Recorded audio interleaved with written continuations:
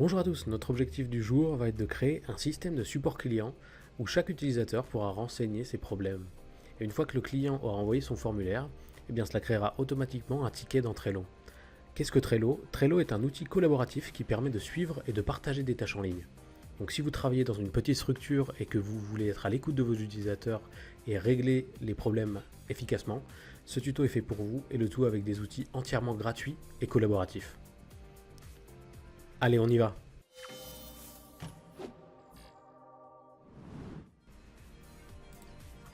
Donc la première étape, ça va être de créer un formulaire grâce à Google Forms. Donc vous rentrez sur Google Forms. Donc ici, moi j'ai déjà créé mon questionnaire, donc LBS support client avec des questions classiques.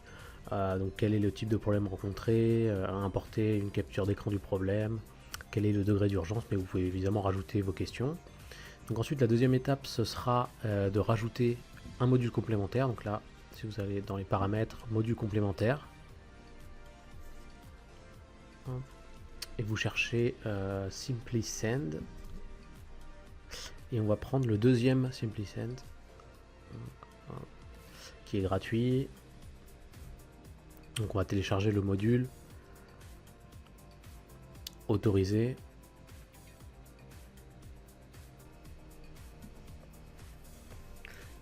Donc que va faire ce module en fait? Il va simplement envoyer un email à l'adresse email de notre choix à chaque fois qu'un utilisateur envoie notre formulaire. Donc on va cliquer sur le puzzle, configure. C'est en train de charger. Et donc du coup on va pouvoir configurer ce que l'on souhaite qu'il y ait dans l'email que cette application nous envoie à chaque fois qu'un utilisateur enverra notre formulaire. Donc on va le mettre sur on pour l'activer. Ensuite vous voyez qu'il y a plusieurs champs. Donc ici surtout cocher les mêmes cases que moi. Ici vous pouvez sélectionner en fait quel sera le sujet de votre email. Donc là c'est à vous de choisir. Moi j'ai mis l'username, donc qui sera en fait l'adresse email rentrée par l'utilisateur. Ici pensez bien à cocher cette case également. Et ouais, il va nous manquer simplement l'email en fait.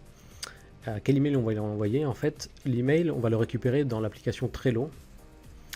Donc vous pouvez vous créer un compte, c'est très simple. Voilà, moi j'ai déjà mon tableau ici en fait qui correspondra à mon support de SAV. Et là on va aller dans plus, paramètres email vers tableau. Et ici si vous copiez donc cette adresse email, et bien ça créera une nouvelle tâche sur votre tableau Trello. Donc faites ici comme moi. Copier cette adresse email. Et ensuite on va retourner dans Google Forms et on va la coller ici. Et donc là vous avez votre email paramétré. Et donc là, si ensuite on sauvegarde,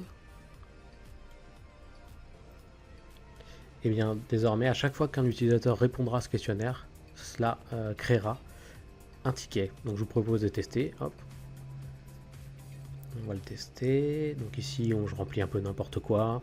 Un email n'importe comment.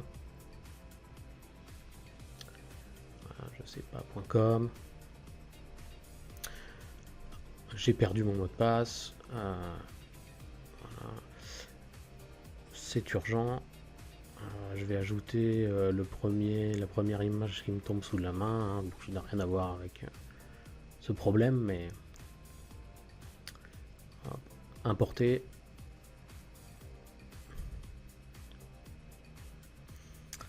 Et donc là je vais pouvoir envoyer. Donc avant d'envoyer, vous allez voir en fait là, vous voyez qu'il n'y a bien rien du tout sur mon Trello. Là je vais envoyer. Hop. Mon formulaire est envoyé et vous allez voir ici qu'un ticket va apparaître avec exactement la même adresse email que j'ai rentrée, avec les détails donc de mes réponses, à quelle heure a été rentré le formulaire. Et en plus de ça, donc maintenant je peux basculer le ticket, je peux le donner à faire à un autre collègue ou spécialisé sur tel ou tel sujet. Donc ça c'est l'avantage de Trello, un outil collaboratif.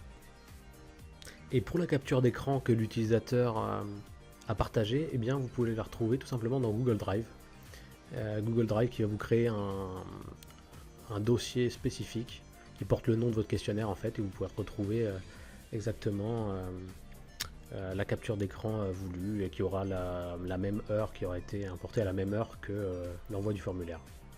Et une fois que vous avez paramétré donc tout ça, eh bien c'est terminé, et vous pouvez maintenant partager votre formulaire à vos utilisateurs.